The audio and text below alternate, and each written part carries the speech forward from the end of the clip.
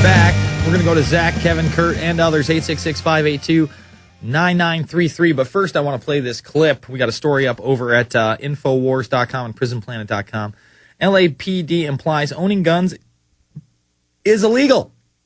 Meltdown of 40,000 pounds of firearms aimed at keeping illegal guns off the streets, yet most of the weapons were legal and handed in by law-abiding citizens who kept guns at home. A CBS News clip out of California was prominently featured on the front of Yahoo today, showing LAPD melting down 40,000 pounds worth of illegal weapons to prevent them ending up on the streets in the hands of criminals.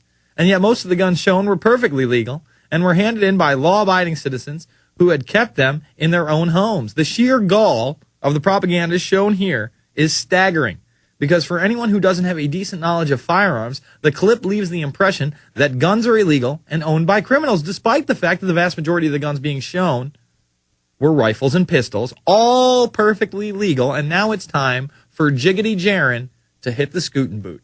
And our sister station CBS 2 just co-sponsored the biggest gun buyback program in LAPD history. If you're wondering what happens to all those weapons, they're actually melted down. Yeah, KCAL 9's Stacey Butler is live to give us an inside look at that whole process. Hi, Stacey. Sharon, hey, for right now, security reasons, we can't tell you exactly where we are, but that's because this smelter where we're at melts thousands of guns every year, so security is very tight. In fact, earlier today, SWAT team members were out here guarding a caravan of trucks that were delivering almost 2,000 guns off the streets of Los Angeles and now into the smelter. This is an assault weapon. An exclusive look behind LAPD's biggest gun buyback program ever.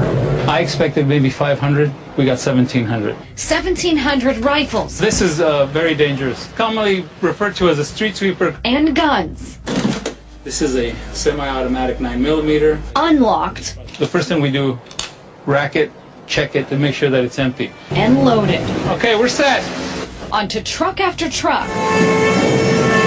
As a platoon of LAPD SWAT team stands guard. Every weapon you see was turned in during LAPD's first anonymous buyback program. They were dropped off, no questions asked. It's not just criminals, but people have them in their homes that really didn't want them. That's where you get the kids accidentally shoot themselves. Carefully delivered to a smelter. Over 50 miles away. We check all the weapons to make sure there's no batteries, no lead, and no ammunition. This is where the guns are melted down. A scrap bucket like a clamshell drops all of the weapons into a blazing hot furnace that's running at 3,100 degrees Fahrenheit. Weapons that could have ended up in the hands of criminals are melted down into rebar for construction projects all over the Southland. We're taking illegal weapons off the street and put to a better use.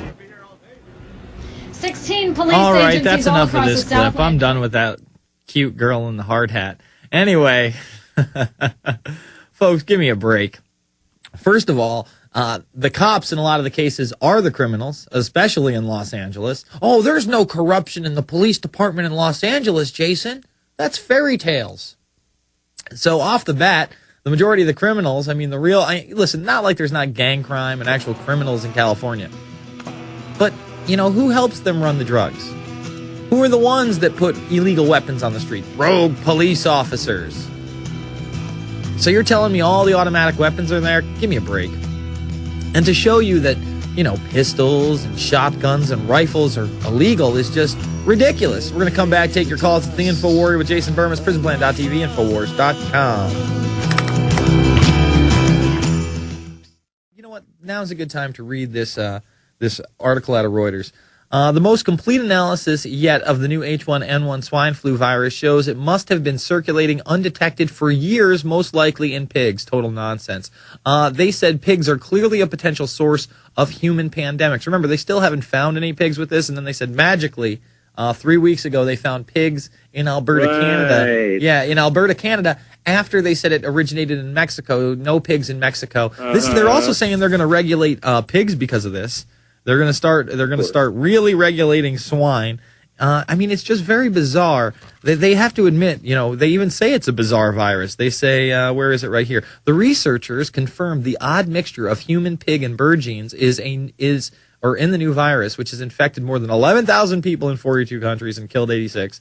The WHO organization is poised to declare a full pandemic of the virus, which so far causes mostly mild disease in people. See, it says right here that they're still ready to declare level 6. Mild disease. Yeah, for a mild disease. The researchers said it is likely other odd mixtures are infecting pigs, but simply have not yet been seen. They sequenced the genetic codes of 70 different samples of the new virus from the United States and Mexico.